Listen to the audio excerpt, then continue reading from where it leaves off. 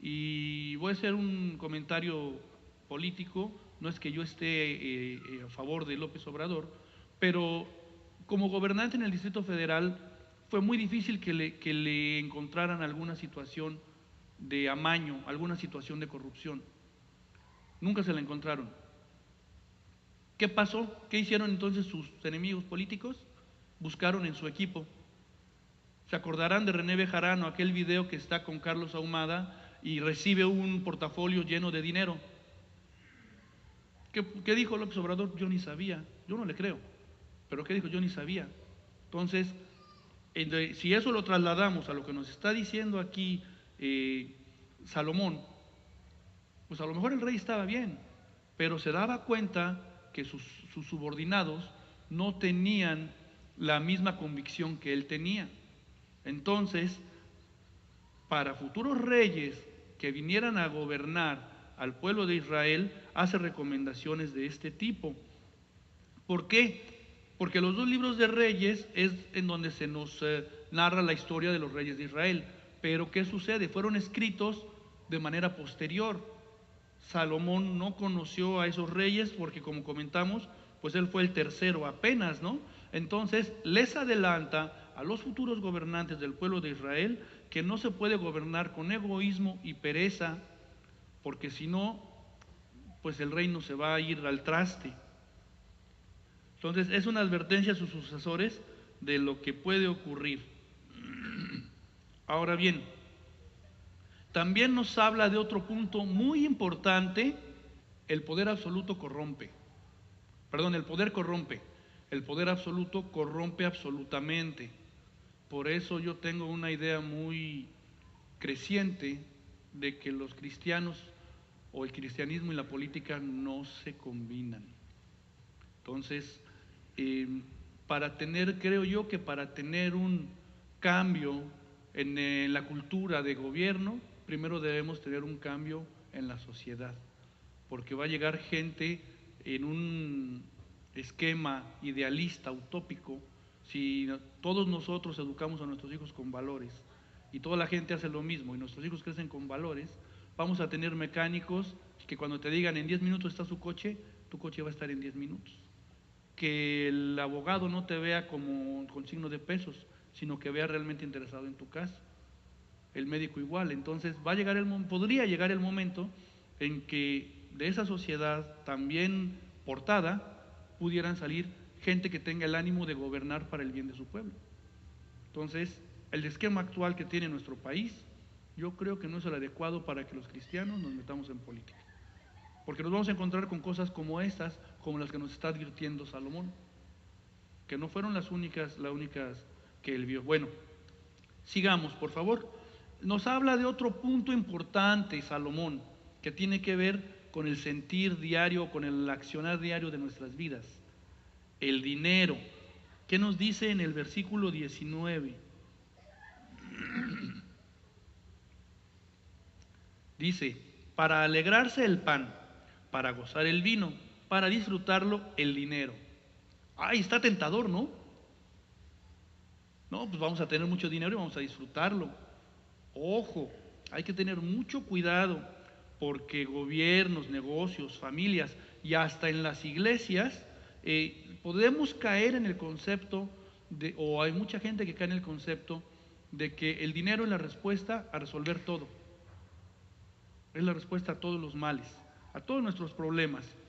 Es cierto que el dinero es necesario, las escrituras lo señalan, pero también las escrituras nos advierten de lo peligroso que es el dinero. En Mateo 6:24, primera de Timoteo 6:10 y Hebreos 3:5 nos hablan de ello, ¿no? El principio de todos los males es el amor al dinero. Y reiteramos, no que Dios esté peleado con el dinero o con la gente que lo tenga en abundancia. Lo que Dios nos dice es: ¿dónde está tu corazón? ¿En el dinero con que pagas las cuentas? ¿O tu fe está puesta en mí, que soy el que puede abrirte más esa fuente o cerrártela? Entonces aquí Salomón nos advierte los problemas que podemos tener con el dinero. Si bien es para disfrutarlo, hay que saber qué hacer con el dinero que tenemos.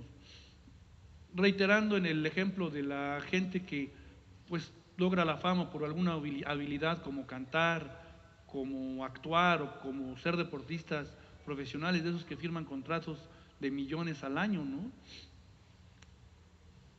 Qué fácil puede ser para ellos obtener todo lo que tienen. Pero por ejemplo, cito mucho a Michael Jordan pues porque fui basquetbolista y pues me adentré un poco en su biografía. ¿Sabían que tiene 2 matrimonios? ¿Habrá encontrado la felicidad en sus matrimonios? Joe Montana, hasta donde yo recuerde, se casó 3 veces. ¿Habrá encontrado la felicidad de una pareja, de un matrimonio? No lo sé. Por lo menos las 2 primeras veces podríamos apostar a que no. Pero entonces, puedes tener todo el dinero del mundo que tengas, pero si no tienes a Dios en tu corazón, si no haces tu actuar diario, tomando en cuenta que sirves a tu Señor, vas a caer fácilmente en cuestiones humanas y vas a concluir que todo es vanidad, exactamente. Bien, aquí el pecado es pues el amor al dinero, ¿no? Vamos a ir al capítulo 11, por favor. Nos vamos a adentrar en el capítulo 11. Es muy curioso el versículo 1 que tiene el capítulo 11 de Eclesiastés. Y nos dice, lanza tu pan sobre el agua, después de algún tiempo volverás a encontrarlo. Está curioso, ¿no? Lanza tu pan al agua y pues el pan es para comérmelo. Si lo echo al agua, pues no va a reproducirse el pan, ¿verdad? Entonces, ¿de qué nos habla? Pues dice que la vida no tiene garantías, pero sí hay riesgos y oportunidades. Entonces, se trata de caminar fuera de la barca. ¿Qué le dijo Jesús a Pedro? Ven. Y Pedro caminó hasta que vino el viento y tuvo miedo y cayó. Pero este versículo en específico nos habla de ello. Según la Biblia del Diario Vivir, dice que la vida representa, que esto del tirar el pan sobre las aguas, dice que la vida representa oportunidades que debemos aprovechar y no limitarnos a ir a lo seguro. ¿Qué nos dice el Señor? Algo que, como he comentado en otras ocasiones, es parte del ABC de todo que todo cristiano debe tener. Josué, ¿qué le dijo a Josué? Esfuérzate y sé valiente. Entonces, si entendemos estos 2 versículos, podrían ir ligados. Tira tu pan al mar, al agua. Entonces, aquí el Señor nos está hablando, o Salomón, perdón, está hablando de que debemos aprovechar las oportunidades y no quedarnos nada más en lo seguro. Zule, quítate el pan, dáselo a alguien. Quítate el pan, tíralo al agua. Lo vas a recuperar después. Entonces habla también de que en la versión de Zule podemos entender que también nos habla de generosidad. Bien. Debemos enfrentar los riesgos y oportunidades de la vida con entusiasmo y fe dirigidos por Dios. Y tampoco tenemos que decir, no, pues si la vida es incierta, pues no, pues ¿para qué hago algo, no? ¿Para qué me muevo? Esfuérzate y sé valiente. Porque, por ejemplo, si nos esperamos a que lleguen las condiciones perfectas para hacer las cosas, pues nunca vamos a hacer nada. No, este domingo sí voy a la iglesia. Híjole, ¿qué crees? Está lloviendo. No, hoy no voy. Mejor el otro, ¿no?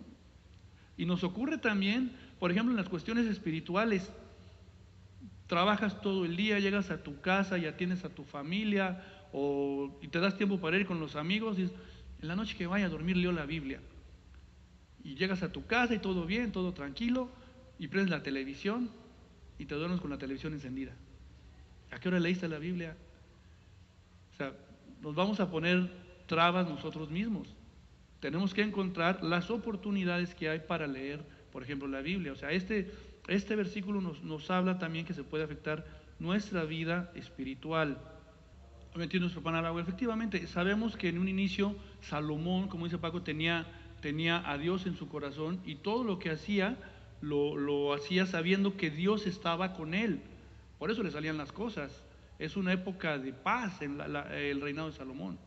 Y precisamente se hace de muchas cosas que manda a traer de todos lados, de otros varios lados, sin temor, porque sabe que Dios está con él. Así es. Pues sí, es el tipo de cosas las que nos enseñan, por ejemplo, las que nos ilustran la enseñanza de la Biblia, la enseñanza de la palabra de Dios. En este caso, lo que Salomón nos está diciendo respecto de que tengamos la confianza en que te deshagas de algo que tienes para ayudar a alguien más. El Señor siempre proveerá. Bien,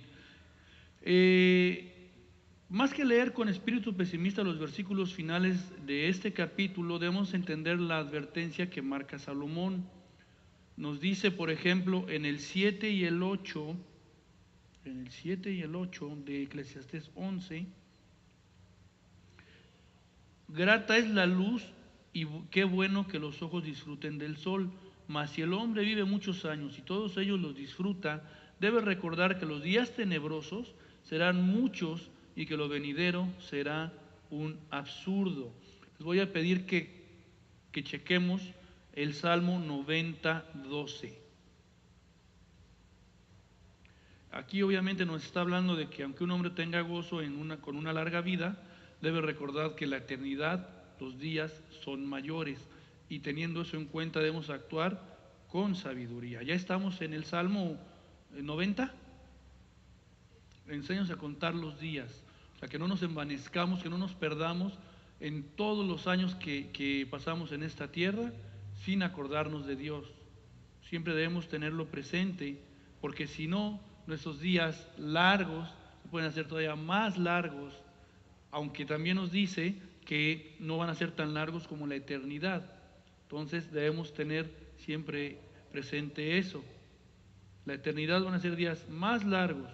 Ahora bien, ahí en los versículos 9 y 10 de Eclesiastés, regresamos a Eclesiastés. Esta es una advertencia que le hace a los jóvenes respecto de las decisiones que tomen en sus años mozos. Y cuando estaba leyendo estos versículos, cuando estaba preparándolo, pues me acordaba de mis años de universidad, mis años de secundaria. No tenía yo la idea clara de ser un periodista de información general. A mí me llamaba más la atención el periodismo deportivo, y era como yo me veía. Pues Dios me dio la oportunidad de trabajar en mi carrera, pero nunca me abrió la puerta por el periodismo deportivo. Entonces tuve que entrarle a la información general. Desde que hacía yo resúmenes, desde que producía noticiarios, cuando reporteaba, siempre fue información general, y le encontré un gusto rapidito, porque finalmente pues es el mismo esquema de comunicación, y era lo que a mí me llenaba, pero no sabía yo a dónde me iba a traer el Señor. Sus caminos eran otros. Ahora ya no le reporto a toda la nación, ahora nada más comparto con ustedes lo que el Señor quiere que les comparta. Bien, entonces estamos en los versículos 9 y 10. ¿Alguien lo lee? ¿Me lo he hecho? Va. Alégrate, joven, en tu juventud. Deja que tu corazón disfrute de la adolescencia. Sigue los impulsos de tu corazón y responde al estímulo de tus ojos. Pero toma en cuenta que Dios te juzgará por todo esto. Yo no tenía a Dios en mi corazón. Si hubiera tenido a Dios en mi corazón, no sé qué habría pasado, la verdad. Pero sí le hubiera dado gloria y honra cuando tuve la oportunidad de trabajar en la estación de radio más importante del país. De hecho, una vez mi madre me regañó por ello. Bueno, no por trabajar, ¿no? Sino que cuando empezaba yo a redactar los noticiarios de la hora, pues te dan tu crédito al aire, jugo de la rosa, ¿no? Y cuando llegué a casa, después de mi primer día de trabajo, ¿qué no tienes mamá? Sí. Entonces ¿qué? ¿Por qué no das tu segundo apellido? Y desde entonces, cuando daba mi crédito al aire, era Hugo de la Rosa Castro. Entonces, yo no pensaba en nada más que en mí. A eso voy, que no tenía yo a Dios en mi corazón. Si hubiera tenido a Dios en mi corazón, probablemente hubiera pensado en mi madre en ese momento. Mi nombre completo es así, porque tengo padre y tengo madre. Entonces,